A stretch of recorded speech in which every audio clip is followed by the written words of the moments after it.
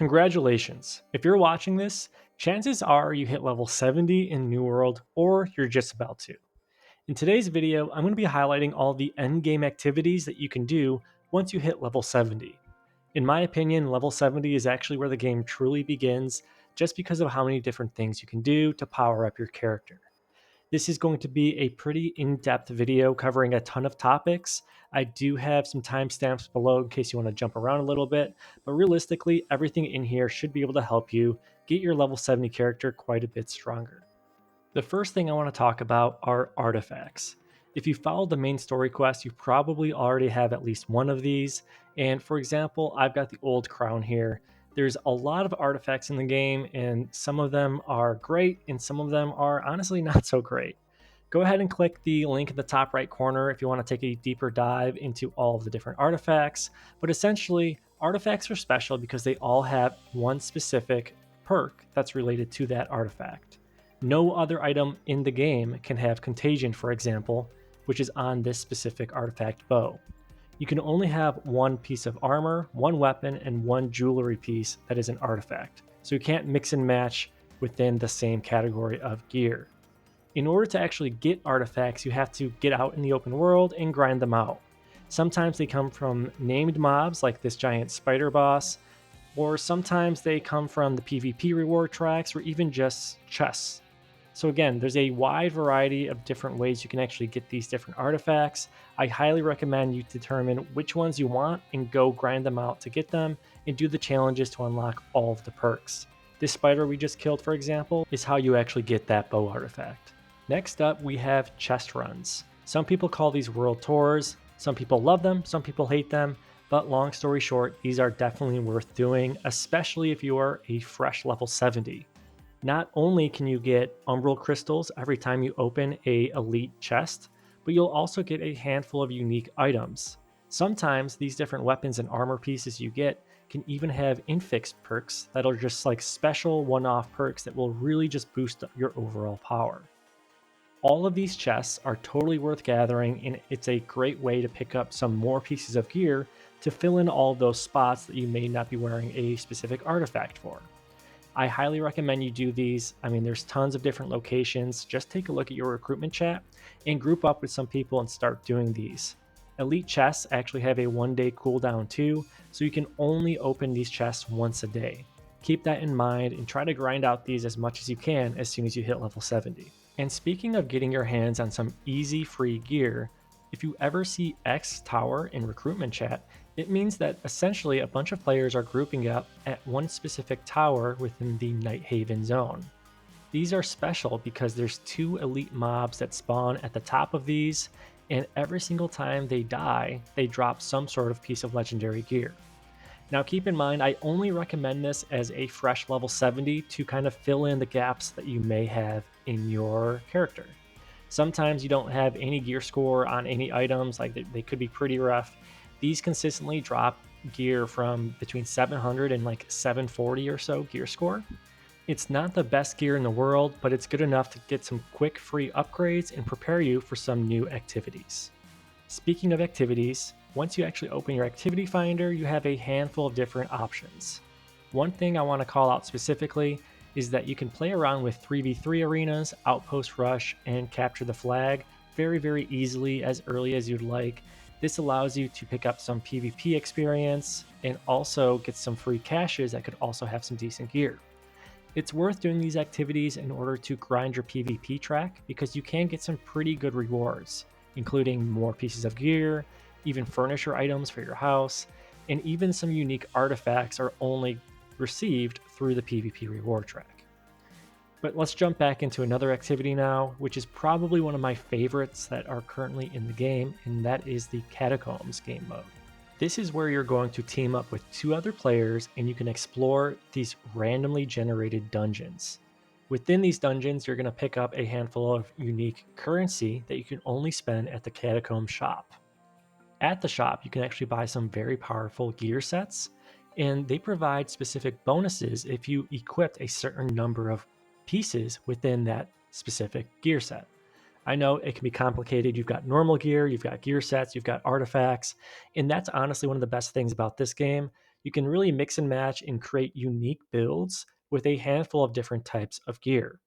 Here's another example of a gear set that I actually picked up from the Catacombs shop. Once you actually do a few of these catacombs, you can actually use the currency you get from them by visiting the inn right within Nighthaven. It even is labeled Catacomb Shop. When you interact with it, you're going to get your hands on a handful of different options. You can get some different charm materials. You can get a few different crates that have 750 gear score items within them. You can also get some gear set pieces, like I mentioned, and even some cosmetics. What I'm going to do just to kind of show you what's in some of these, I'm just going to go ahead and buy, let's see, like 5 of these trinket caches. This is how you get some quick and easy jewelry as well. Those towers I showcased earlier in the video, they don't actually drop jewelry pieces. So this is probably one of the easiest ways to get some of these pieces. I'm going to go ahead and actually open all 5 of these just to kind of show you some of the different items I can get from Catacombs. It's very important though for every single piece that you equip that you carefully look at all of the different perks on each item. These different perks essentially will make your build. So you can really focus on pumping out as much damage as possible, or maybe getting a high amount of defense so you can take a lot of damage, or maybe a little bit of both. It really is dependent on your playstyle and what you're going for. When it comes to perks in general, essentially the way every item works is that there will be a set amount of fixed perks. Sometimes it's 1, sometimes it's 2. You'll also have a handful of different slots. If it's a defense charm slot, you can basically slot in a defensive perk. Same situation with offensive, and then also with a gem slot, you can jump in and slot a specific gem. I recommend trying to get at least 1 gem slot on every item just because gems are very, very powerful in this game because they can provide you some high defensive across all the elements as well as provide a small power boost. Again, this is all really dependent on how you actually want to play the game and what type of character you want to create, but another best practice is to try to have skill slots specifically on weapons, because the skill itself will actually give a greater bonus when it's acquired on a weapon compared to like a piece of jewelry or armor. There's also unique fixed perks that can only get picked up from rings, for example, or amulets or weapons, so keep that in mind too as you're creating your perfect build. Friendly reminder, if you've made it this far in the video, consider hitting that like button and also subscribing. It really just helps me out and tells me I'm doing a decent job at this. Okay, enough of that, let's jump back into it. If we take a look at the activity finder, we will also see raids. Both of these raids are definitely worth doing. The Hive of Gorgon raid is essentially a 10-man raid where you can get your hands on a handful of artifacts, some decent gear, 750 Umbral crystals, and a lot more goodies. Also, there's a brand new raid known as Isle of Night. This is very, very difficult. I think only like 1 or 2 teams out there have actually completed this raid after a few days of Season 10's launch. So again, this will take a little while to actually get to in order to complete, but there will be a handful of set items that you can get from the raid itself. Other than that, I do want to call out as well that there are things called Mutated Expeditions. If you're level 70, chances are you've already done 1 or 2 of these, but essentially it's a typical expedition on steroids. There's different levels of difficulty, from level 1 being the easiest up to level 3. At level 3, you can actually get a small chance of getting some very, very powerful gear, where there is potential to have 4 open gear slots. We talked about that earlier, but essentially it's giving you more opportunity to drop in exactly what you want instead of getting stuck with a specific fixed perk that you may not actually use. Next up, let's talk about houses. So at level 70, you really want to make sure you actually have all 3 houses purchased and start throwing some furniture in there if you'd like. Houses allow you to kind of customize a home and make it kind of your own little place, but more importantly, it allows you to utilize trophies. Trophies are insanely important in this game because they provide your character with a specific bonus. Sometimes that bonus can be more luck, giving you better items from elite chests. Sometimes it's a combat trophy, giving you additional damage bonus towards certain types of mobs. That one's very important. There's also specific types of combat trophies, like a Major Angry Earth trophy, which will help you deal more damage to Angry Earth types of mobs, which are an example of the type of mob in the Hive of Gorgons raid. So as you can tell, it all kind of works together. One important thing that you want to make sure you do, though, is actually pay your taxes. If you pay your upkeep, it will make sure that you can actually utilize the effects of the trophies you place in your houses. You can either buy these trophy pieces, craft them yourself, or just grind them out. Each piece is a little bit different, so it will be a bit of a grind. Next up, let's talk about faction quests.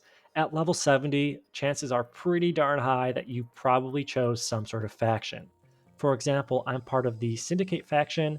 By speaking with a specific faction based NPC in any of the towns, you can basically accept and complete certain types of quests. I highly recommend that you do at least 3 of these each day because it's a very easy way to get a ton of faction tokens as well as some easy gold, Azaz salt, and a handful of other goodies. This is important because you can actually purchase and utilize a handful of different items from the faction-based shop. So at this point, chances are pretty high that you might have at least one piece of gear, maybe an artifact, that you want to upgrade. In order to upgrade it, you need things called Umbral crystals. All you have to do is click on the item, click upgrade, and then you can use your crystals to actually increase the gear score from the item up to 800. An item has to be at least 700 gear score though, allowing you to actually upgrade it, so keep that in mind too. The cost drastically increases when you try to upgrade a higher gear score item, and in order to actually upgrade it, you need these Umbral crystals. All of the activities we've spoken about up until this point actually provide you the opportunity to gain these crystals. You can only get 4k per week, so start grinding. At level 70, New World Database is probably going to be one of your best friends. This is a database that allows you to look at every single item in the game, see what perks are on that item, where you can actually get it, and so much more. There's also a cool interface that kind of showcases the most viewed items each day, which could give you some good ideas on what other people are grinding and trying to use in their builds. One of the more recent ways on how I'm using New World Database is by actually taking a closer look at all of the new infix perks that have just been launched to New World Aeternum. By looking at these, I can actually take a closer look at what even exists in the game and trying to really go after specific perks to make my build as best as possible. For example, I really want to get these close quarters perk right here, which will probably really give a huge boost to my blunderbuss build that I'm working on. But again, all of these specific perks can only be obtained on specific items that you get from certain areas. So again, it's very, very complicated in some ways because if you want to really grind for a certain item with one of these perks, you're going to have to make sure you go to that certain spot, cross your fingers, and hope for the best. It's also worth noting that every season of New World has its own rewards track.